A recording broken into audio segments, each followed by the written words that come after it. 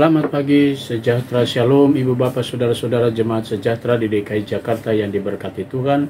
Salam sehat semua. Bapak ibu, saudara-saudara, anak-anak yang dikasihi Tuhan Yesus, selamat Paskah. Pagi yang indah ini kembali kita jumpa dalam kekuatan yang semuanya berasal dari Tuhan Yesus saja. Kita sudah menikmati indahnya perayaan Paskah. Kita semakin dikuatkan karena janji Yesus senantiasa ia genapi, bahwa ia sudah bangkit dari antara orang mati.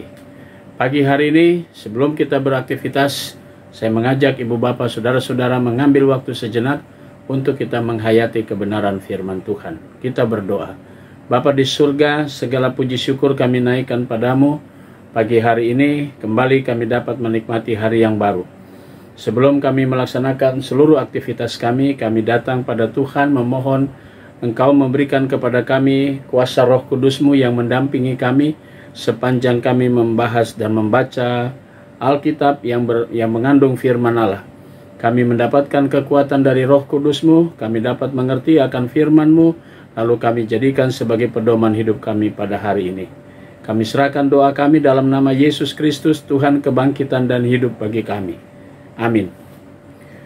Bapak, Ibu, Saudara-saudara, anak-anak yang dikasihi Tuhan Yesus, bacaan Alkitab kita pagi hari ini berbicara terambil dalam Lukas pasalnya yang ke-24 ayat 17 sampai dengan 18.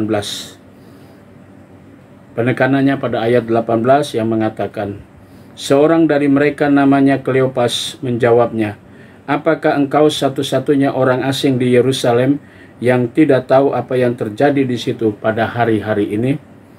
Demikian sabda Tuhan. Judul yang menjadi landasan renungan kita berkata, akibat tidak percaya akan kebenaran firman Tuhan. Saudara-saudara, Bapak, Ibu, anak-anak yang dikasihi Tuhan Yesus, peristiwa kebangkitan Yesus dari antara orang mati mungkin saja sebagai berita yang banyak orang masih meragukan. Karena itu tidak heran kalau semua murid belum meyakinkan bahwa Yesus sudah bangkit. Yang terjadi tersebar di seluruh kehidupan masyarakat pada waktu itu bahwa mayat Yesus sudah hilang. Sehingga orang semua membicarakan akibat tekanan yang begitu hebat, akibat peristiwa kematian Yesus di kayu salib, membuat banyak orang juga pada akhirnya kehilangan kepercayaan, termasuk para murid, termasuk orang-orang yang dekat dengan Yesus pun semuanya kehilangan akan pegangan kehidupan yang justru sudah pernah Yesus berikan semasa Yesus hidup. Perkataannya bahwa ia akan bangkit. Jadi saudara-saudara, situasi keadaanlah yang membuat banyak orang pada waktu itu, termasuk para murid, yang kemudian kehilangan semua apa yang sudah pernah Yesus ajarkan. Karena kekecewaan, karena keputusasaan, karena figur Yesus bukan lagi dilihat sebagai seorang Mesias yang menyelamatkan manusia, tetapi dalam konsep berpikir yang berbeda. Sehingga pada akhirnya mereka kecewa dengan kematian Yesus di kayu salib. Bahkan berita kebangkitan pun mereka anggap itu sesuatu yang bohong atau isapan jempol. Yang mereka masih akui adalah waktu itu mayat Yesus hilang dan sebagainya. Saudara-saudara, semua ini akibat apa? Akibat ketidakpercayaan. Segala perkataan dan pengajaran yang pernah Yesus katakan semasa hidupnya. Nah, saudara-saudara, mungkin juga akibat dari konsep pola berpikir dari orang-orang Yahudi pada waktu itu, atau para murid, sebagian dari para murid, termasuk di dalamnya Kleopas, hanya melihat Yesus sebagai sosok politis, yaitu dia akan menyelamatkan bangsa Israel dari tekanan orang Romawi. Padahal misi Yesus bukan itu. Sehingga ketidakpercayaan itulah, ketidakyakinan itulah yang mengakibatkan peristiwa Paskah pertama kali belum banyak orang meyakini. Nah, saudara-saudara, masa zaman sudah berlalu. Bagaimana dengan di tengah-tengah konteks, di tengah-tengah masa zaman yang semakin segala sesuatu orang bisa mengakses dan bisa melakukan segala sesuatu dengan mudah. Pertanyaannya adalah, apakah peristiwa Paskah masih mendapat tempat di hati setiap orang percaya? Ataukah sekarang orang justru berpegang pada sebuah alat kecil yang bisa menjawab semua pergumulan manusia, semua persoalan manusia? Karena alat yang kecil ini bisa mengakses segala sesuatu dalam dunia. Saudara-saudara, mari, semakin canggih zaman ini, semakin maju dan modern zaman ini, bukan berarti kemudian berita Paskah lalu hilang. Berita Paskah benar-benar menggugah dunia. Mari kita bersuka cita karena kita punya pengharapan di masa depan. Karena kebangkitan Yesus telah memberikan sukacita buat kita semua.